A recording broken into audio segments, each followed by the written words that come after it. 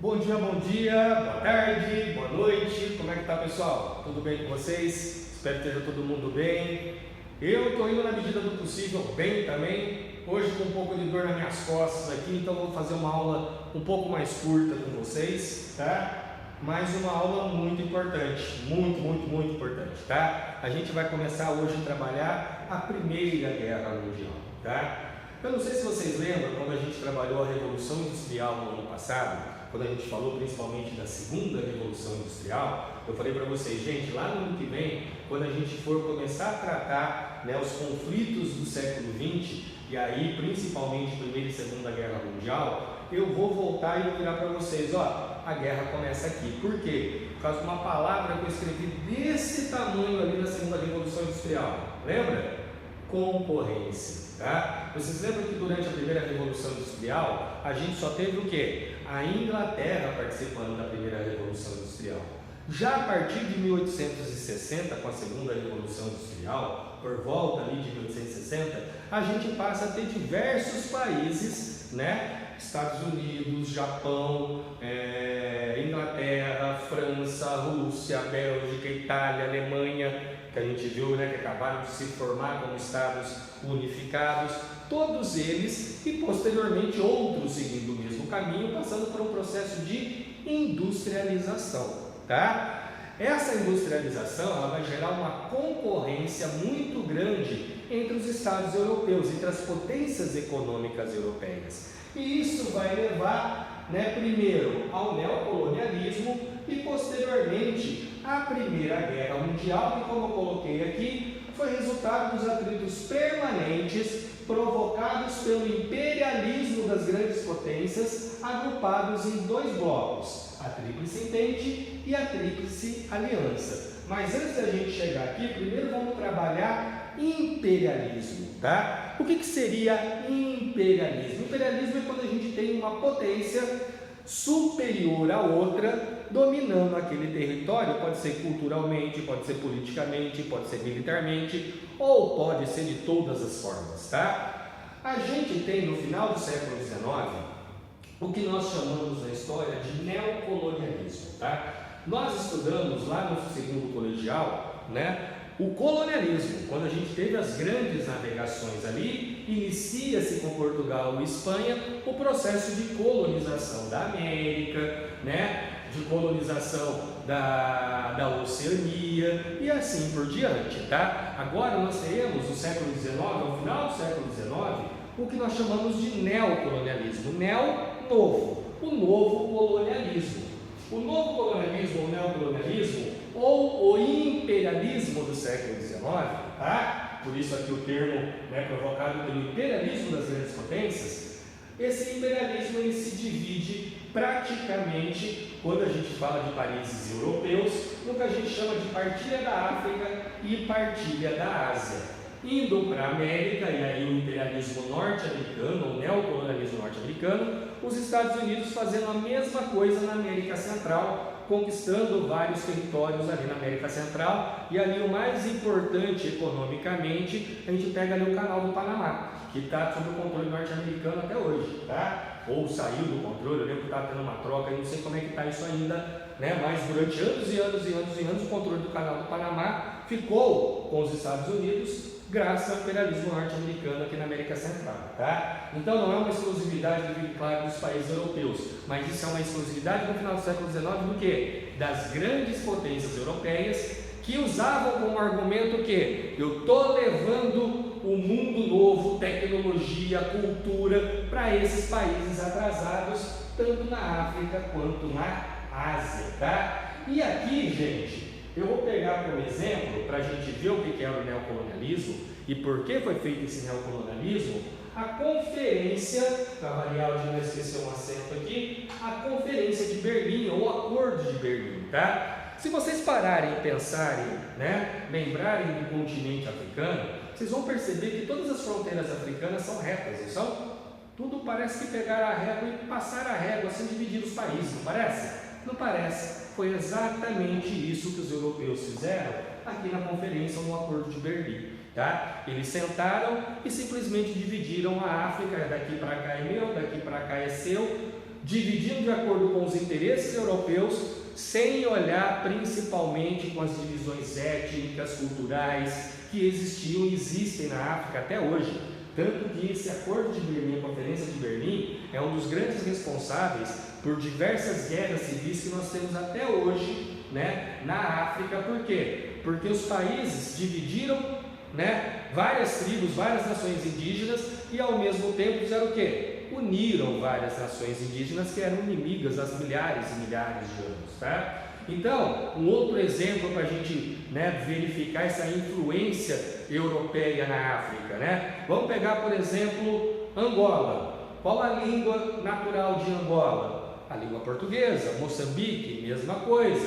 Porque durante o século XIX foram colonizados por portugueses. Se a gente pega a África do Sul, qual a língua oficial da África do Sul? O inglês. Por quê? Porque a África do Sul ela foi colonizada pelos ingleses. Se a gente pegar todos os países da África, não existe uma língua africana, tá? Esses países, a língua oficial é uma língua europeia. O que existe, óbvio, são os diversos dialetos das mais de 200 e sei lá, quase 300 tribos diferentes ou nações indígenas diferentes que a gente tinha na África antes do Acordo de Berlim, da Conferência de Berlim, que simplesmente passou por todas as divisões, não respeitou nenhuma delas, tá?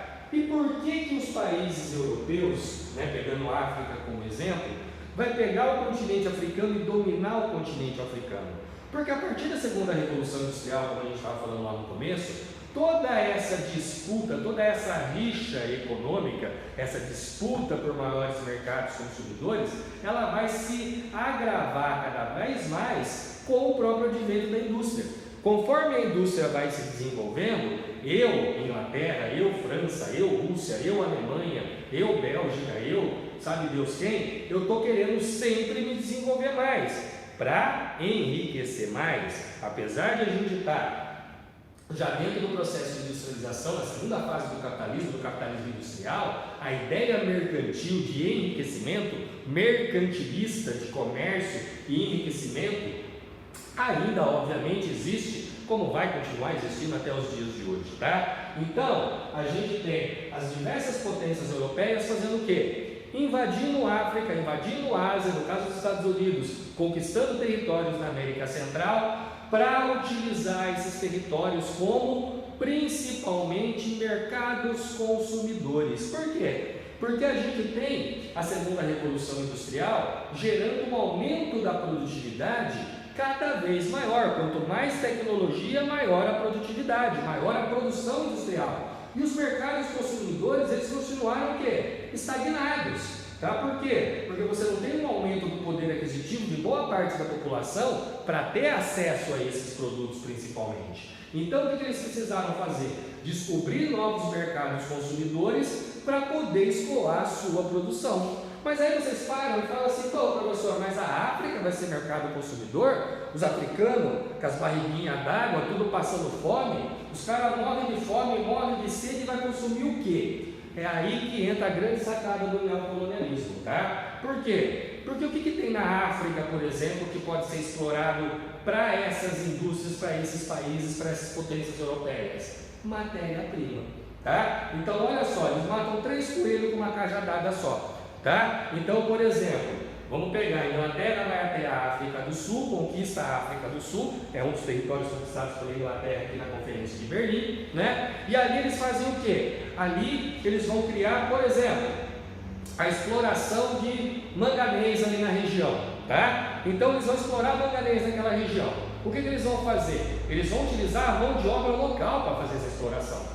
Por quê? Porque é uma mão de obra barata, que está explorando esse manganês para mim no território conquistado meu, e eu quero que esse cara seja um escravo? Não, eu quero que ele seja uma mão de obra barata, porque aí eu vou estar ganhando na exploração da matéria-prima e eu estou transformando esse cara que está explorando o manganês, explorando petróleo, explorando diamante, explorando seja lá o que for de matéria-prima que tenha nesse território conquistado, tanto na África, quanto na Ásia, quanto na América Central, eu estou transformando essa mão de obra barata em mercado consumidor. Então olha que legal, eu tenho uma mão de obra barata que me explora matéria-prima, que se transformem no mercado consumidor para escoar aquela produção que eu não consigo escoar dentro do meu país. E aí vocês vão virar e falar para mim e falar assim: nossa, Dinan, mas os caras trabalham explorando matéria-prima, esses caras são tudo pobre. Pobre consome?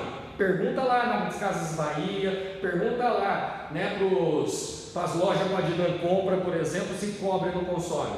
Gente, a maior parte da população é pobre, tá? Pobre consome, sim senhor, e consome num volume gigantesco, muito maior do que rico, tá? Rico pode comprar coisas mais caras, mas em volume de consumo, quantos ricos existem, quantos pobres existem? Então o consumo da população mais carente, obviamente, ele é muito maior em volume. Então quanto mais matéria-prima eu explorar, né, com aquela mão de obra barata, mais mercado consumidor eu estou criando para poder escoar a produção lá na Europa, tá? Então quando a gente fala de neocolonialismo, quando a gente fala de imperialismo no século XIX, ou de partilha da África, partilha da Ásia, a gente está falando da mesma coisa. Gravem Conferência de Berlim, importante para vestibular, do mesmo jeito que tudo que a gente está falando hoje, mas Conferência de Berlim ou Acordo de Berlim, tá? Guardem esse nome porque traduz praticamente a partilha da África e o entendimento do porquê as fronteiras africanas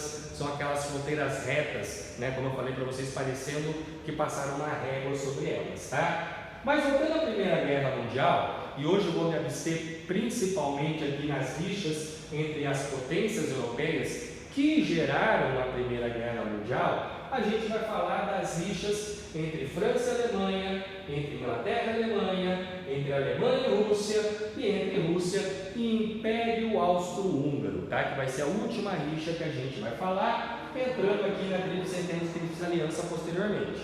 Então, como eu falei para vocês, a Primeira Guerra Mundial é resultado de atritos permanentes provocados pelo imperialismo das grandes potências europeias, agrupados em dois blocos. Essas rixas vai se dar entre diversas grandes potências, tá? Quem era a maior potência do mundo nessa época, galera? A Inglaterra. A Inglaterra ela permanece, né, mesmo pós a Segunda Revolução Industrial, como a maior potência econômica e industrial da Europa e do mundo, tá? Porém, logo depois do processo de unificação da Alemanha, que nós estudamos na semana passada, a gente passa a ter a Alemanha disputando com a Inglaterra essa hegemonia econômica mundial, tá? Se a gente pegar, por exemplo, a produção de energia elétrica da Europa, mais de 30% de toda a energia elétrica produzida na Europa era produzida na Alemanha, tá? E energia elétrica, gente, não é para a acender a luz para gravar aula para vocês. Energia elétrica, o maior consumo de energia elétrica se dá na indústria.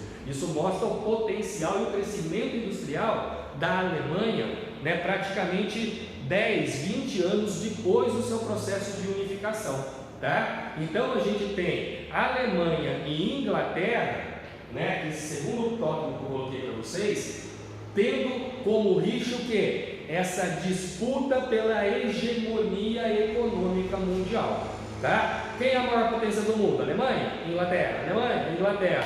Essa é a rixa entre os dois.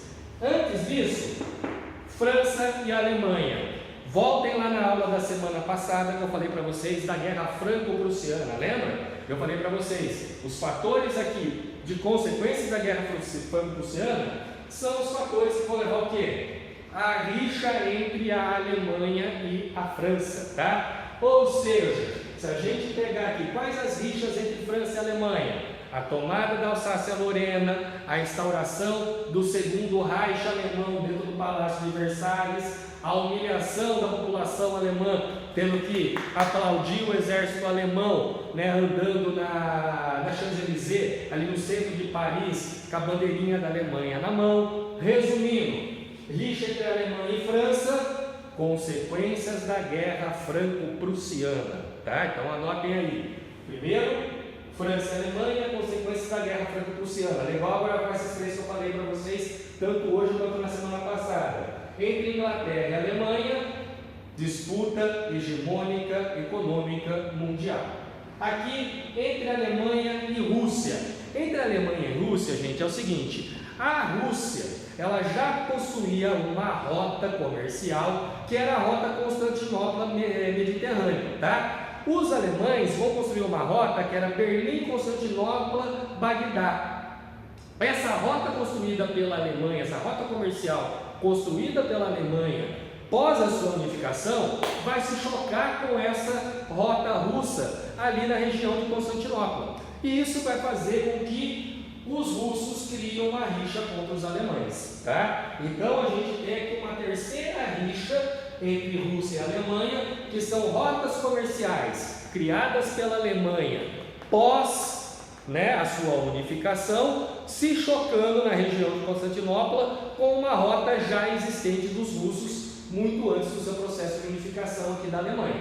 Beleza? Agora a gente vai entrar na terceira rixa, que é a mais complicada e a mais longa, tá? E é ela que vai acabar gerando o estopim da Primeira Guerra Mundial, que é o assassinato, do arquiduque Francisco Ferdinand, que era o herdeiro do trono do Império Austro-Húngaro, tá? Aqui a gente vai ter uma rixa entre Rússia e Império Austro-Húngaro, tá? Como é que vai dar essa rixa?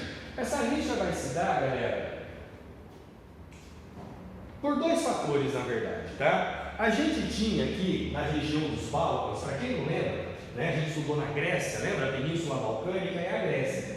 Toda essa região aqui, ó, Croácia, Sérvia, Bósnia, Montenegro, Bulgária, tudo essa região aqui, acima da Península Balcânica, é chamada Eslovênia, Hungria, Romênia, Moldávia, toda essa região aqui, ó, ela é conhecida como a região dos Balcãs, tá? É aqui que vai nascer a Primeira Guerra Mundial. Essa região dos Balcãs, existia uma questão aqui que vai ficar conhecida como a questão balcânica, tá? Graças ao movimento nacionalista chamado de pan-eslavismo. O movimento pan-eslavismo é um movimento que nasceu entre os sérvios, na época não existia a Bósnia e Herzegovina, tá? A Sérvia aqui, na cidade de Montenegro, nessa região aqui, existia principalmente aqui um movimento nacionalista contra a dominação do Império Austro-Húngaro na região, tá? O Império Austro-Húngaro e a tutela do Império Austro-Húngaro da região dos Balcãs foi criada no Congresso de Viena pós-Império Napoleônico, nos anos de 1815, tá? Então, depois ali do Império Napoleônico, em 1815, a gente vai ter ali no Congresso de Viena, primeiro, a união entre Hungria e Áustria, a criação do Império Austro-Húngaro, e ao mesmo tempo é passada pelo Império Austro-Húngaro a tutela de toda essa região dos Balcãs, ou seja, quem manda na região dos Balcãs é o Império Austro-Húngaro. Ali entre a população dos Balcãs vai começar a nascer um movimento nacionalista para acabar com essa dominação do Império Austro-Húngaro. Esse movimento ficou conhecido como movimento pan-eslavista, tá? E aí, aqui no movimento pan-eslavista, tá? A gente vai ter o quê? O imperador Francisco Ferdinand, o descendente do Império Austro-Húngaro, ele vai desfilar na cidade de Sarajevo, ele vai passear pela cidade de Sarajevo em carro aberto. E ali, tanto ele quanto a esposa vão ser assassinados a tiros, tá? Em carro aberto também, por um movimento nacionalista chamado Movimento Mão Negra, onde esses caras vão matar o Francisco Ferdinand.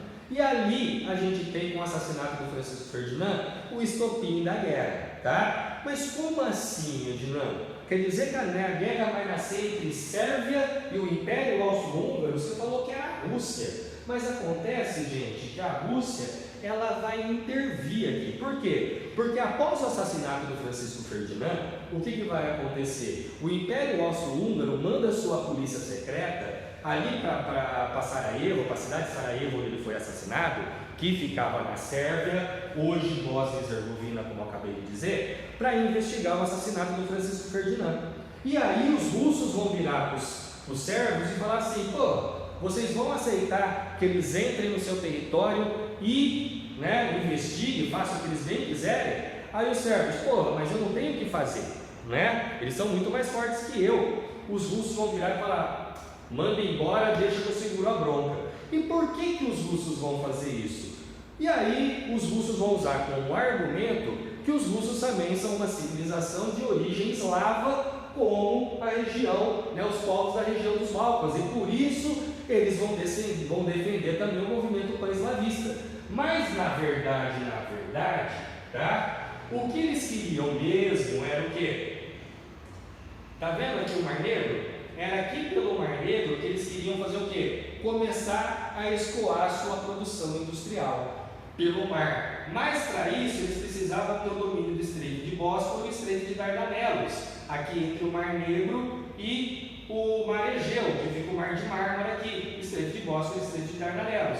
Esses dois estreitos estavam sob o controle do Império Austro-Húngaro e do Império Turco-Otomano, que era um outro aliado aqui do Império Austro-Húngaro, tá? Então, o que os russos vão fazer? Os russos vão criar, né, uma indisposição, eles vão criar uma treta entre os sérvios com o Império Austro-Húngaro para entrar em guerra com os dois aqui, tá? Entrar em guerra, obviamente, com os dois, com o Império Austro-Húngaro, ao lado da Sérvia, tá? Dando como desculpa a origem eslava também dos russos, mas que tinha como fundo principal o quê? O domínio do Estreito de Bósforo e Dardanelos, que eles queriam utilizar para poder usar o Mar de Mármara para escorrer a sua produção do Mar Norte, entrando aqui no Mar Mediterrâneo, tá? Então, quatro rixas, tá? França e Alemanha, consequência da Guerra Franco-Prussiana. Inglaterra e Alemanha, disputa hegemônica mundial. Alemanha e Rússia, rotas comerciais que começaram a se chocar na região de Constantinopla. Rússia e Império Austro-Húngaro, movimento pan-eslavista, dominação ou necessidade dos russos de abrir o Estreito de Bósforo e Dardanelos para escoamento da sua produção econômica, sua produção industrial, tá? Quando os russos interferem aqui, a gente vai ter o quê? A gente vai ter o Império Austro-Húngaro declarando guerra à Rússia, tá? E o que já existia, né, com diversos acordos secretos, isso, galera, é o seguinte, eu quero só que vocês guardem os dois lados da guerra, a Tríplice Entente e a Tríplice Aliança. Tríplice Entente formada por Inglaterra, França e Rússia, Tríplice Aliança formada por Alemanha, Império Austro-Húngaro e Itália, tá? O que eu vou mostrar aqui para vocês agora não é para vocês decorarem, eu quero que vocês só entendam como que diversos acordos unilaterais, acordos secretos que não, por exemplo, a Inglaterra tinha com a França que a Rússia não sabia, que a França tinha com a Rússia que a Inglaterra não sabia, que a Inglaterra tinha com a Rússia que a França não sabia, e a mesma coisa aqui desse outro lado vai acabar gerando uma guerra mundial. Por quê? Porque a hora que a gente tem o Império Austro-Húngaro declarando guerra contra a Rússia tinha um acordo com a Inglaterra, que se a Rússia entrasse em guerra contra o Império Austro-Húngaro, a Inglaterra entrava também. O Império Austro-Húngaro tinha um acordo com a Alemanha, que se o Império Austro-Húngaro entrasse em guerra com a Inglaterra, não com a Rússia, com a Inglaterra, a Alemanha entrava também. A Inglaterra tinha um acordo com a França, que se a Inglaterra entrasse em guerra com a Alemanha, a França entrava também. Vocês estão entendendo o que eu estou querendo dizer? Não eram dois blocos que um entrou em guerra contra o outro. Eram diversos acordos que, graças a essa rixa regional entre Império Austro-Húngaro e Rússia, acabaram gerando uma cobrança de acordos que existiam secretos e unilaterais entre os diversos países, que transformam uma rixa regional entre Rússia e Império Austro-Húngaro na região dos Balcãs, se espalhando para o nosso primeiro conflito mundial, o primeiro conflito, grande conflito do século XX, que vai dar início à primeira grande guerra mundial, tá? Galera, espero que vocês tenham entendido. Eu estou com um pouco de dor nas minhas costas, como falei no começo da aula, não sei se está bem claro para vocês. Dúvidas, por favor, entre em contato comigo no fórum, tá? Espero que tenha ficado claro para todo mundo. Boa semana para vocês, espero que esteja todo mundo bem, estou morrendo de saudade de vocês, pessoal, e agora a gente não vai para casa tomar aquela cervejinha porque ninguém é de ferro. Beijo para todo mundo, até semana que vem.